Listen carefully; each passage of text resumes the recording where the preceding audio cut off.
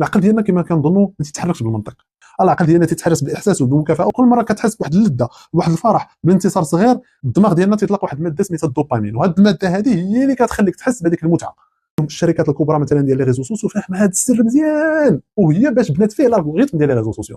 كل فيديو، كل لايك، كل اشعار، كل نوتيفيكاسيون مصمم باش يعطيك هذيك الجرعه الصغيره ديال الدوبامين. تفتح فيها مثلا يوتيوب ولا فيسبوك ولا انستغرام كنحس بواحد الراحه، وهنا كيبدا الادمان الهادئ. ومع الوقت العقل كيبني علاقه جديده، كل اشعار، كل نوتيفيكاسيون، كل فيديو هو مكافاه، كل لايك، كل جيم هو اعتراف، كل تعليق هو احساس بالقيمه. ومن ثم كيتبدل المعنى في راسك بلا ما تحس.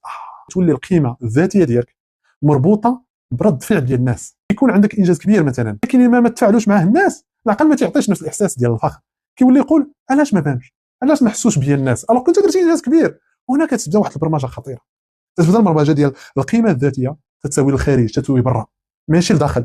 يعني ما تنقدروش نحسوا بالرضا حتى نشوفوا رد فعل الناس. بحال واحد مثلا مول الطوموبيل ما كيعرفش قيمته حتى كيشوفوا الناس واش كيشوفوا فيها، عاد تيقول عندي طوموبيل واعره. ولكن الناس اللي عندهم مركز تحكم داخلي ما تيعيشوا بمنطق اخر، انا تيقولوا انا اللي تنقرر، انا اللي تنعرف شنو القيمه ديالي ماشي الناس.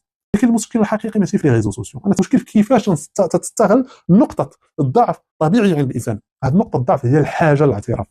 الانسان بطبعه راكم عارفين احبابي باغي يحس بانه مهم، باغي يحس بانه محبوب، باغي يحس بانه مسموع. هذه حاجه طبيعيه، ولكن ملي تترتبط بلي جيم وبلي لايكات وبلي كومونتير كتولي ادمان كيتستهلك الوعي، كيتستهلك الوعي ديالو ببطء.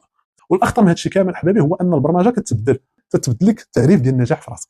تيبقاش النجاح هو كتحس بهذاك السلام الداخلي، تتحس بهذاك الرضا اللي عندها علاقه بلي فالور ديالك، ولكن واش بان النجاح ديالي عنده علاقه بالناس. تتولي خدام باش تصور، تتولي كتفرج باش تنشر، تتنجز باش الاخرين يعترفوا بك. وهذه اخطر معادله في هذا العصر هذا. النجاح ولا عرض ماشي تجربه. ممكن تكون عايش انجاز حقيقي واعر، ولكن حيت ما صورتيش العقل ما تعطيش هذاك الاحساس بالنجاح. وهذه اكبر خساره في هذا العصر هذا، اننا بدينا تنحسوا من القيمه بالقيمه من رد الفعل ماشي من الفعل.